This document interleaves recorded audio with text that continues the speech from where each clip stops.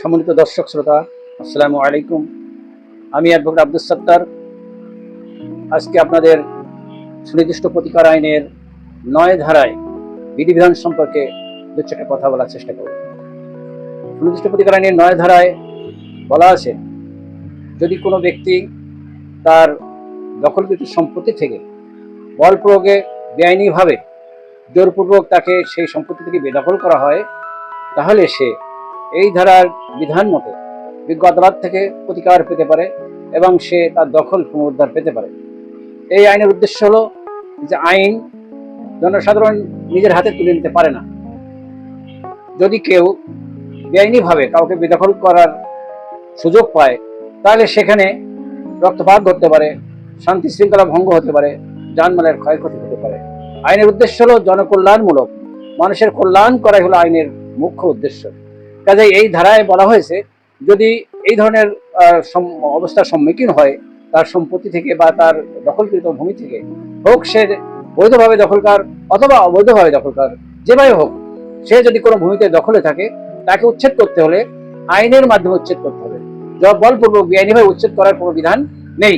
যদি কেউ এভাবে জুলুমের শিকার হয়, উচ্ছেদ হয়ে যায়, তখন সে বিজ্ঞ আদালতে এসে তার বিরুদ্ধে যদি এই আইনের অধীনে দখল পুনরুদ্ধারের মামলা করে, তবে বিজ্ঞ আদালত তাকে সেই জায়গায় আবার দখল দেওয়ার আদেশ দিতে পারেন। বিষয় হলো কারা এই মামলায় প্রতিকার পেতে পারে, কারা এই মামলা করতে পারে। যারা বেদখল হয়েছে, কার বিরুদ্ধে মামলা করবে? যে বেদখল করেছে।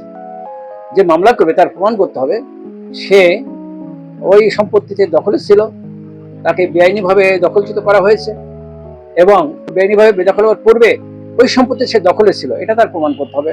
মামলাটা বেদখল হওয়ার ৬ মাসের মধ্যে মামলাটা দায়ের করা হয়েছে কিনা, এই বিষয়গুলো তার প্রমাণ করতে হবে। যদি সে বিষয়গুলো প্রমাণ করতে পারে, তাহলে আদালতের প্রতিকার সে পাওয়ার অধিকারী হবে। এই মামলায় দায়ের করতে হলে অ্যাডভান্স কোর্ট ফি দেওয়া লাগবে। সেই কোর্ট ফিটা অন্যান্য মামলায় যেমন পুরোপুরি দেওয়া লাগে, এই মামলায় তার অর্ধেক দেওয়া লাগবে। 50% কোর্ট ফি দিয়ে, অ্যাডভান্স কোর্ট ফি দিয়ে এই মামলা দায়ের করতে হবে। অবশ্যই খেয়াল রাখতে হবে, বেদখলের ৬ মাসের মধ্যেই মামলাটা দায়ের করতে হবে। যদি ৬ মাস অতিক্রান্ত হয়ে যায়, যদি টাইম বার্ড হয়ে যাবে, এই মামলায় সে কোনো প্রতিকার পাবে না।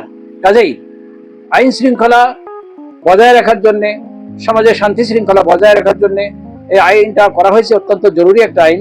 এই জন্যে যারা বেদখল করার মন মানসিকতা পোষণ করে, তাদের এই আইনটা জানা থাকলে তারা বেদখল থেকে নিরুৎসাহিত হবে, কাউকে জোরপূর্বক বেদখল করতে তারা আর সাহসী হবে না।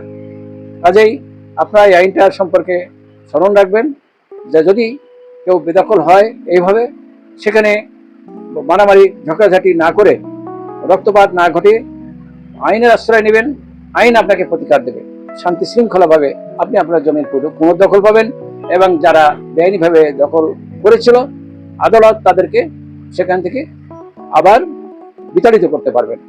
কাজেই আইন জনসাধারণের কল্যাণে পরিণত হয়েছে এবং জনসাধারণ এই আইনের আশ্রয় নিয়ে প্রতিকার পাবেন এবং ক্ষতিগ্রস্ত পক্ষ আদালতের মাধ্যমে এই জমি পুনরুদ্ধার করতে পারবেন। আজ এ পর্যন্তই, দেখা হবে নতুন কোনো আইনি সমাধানে।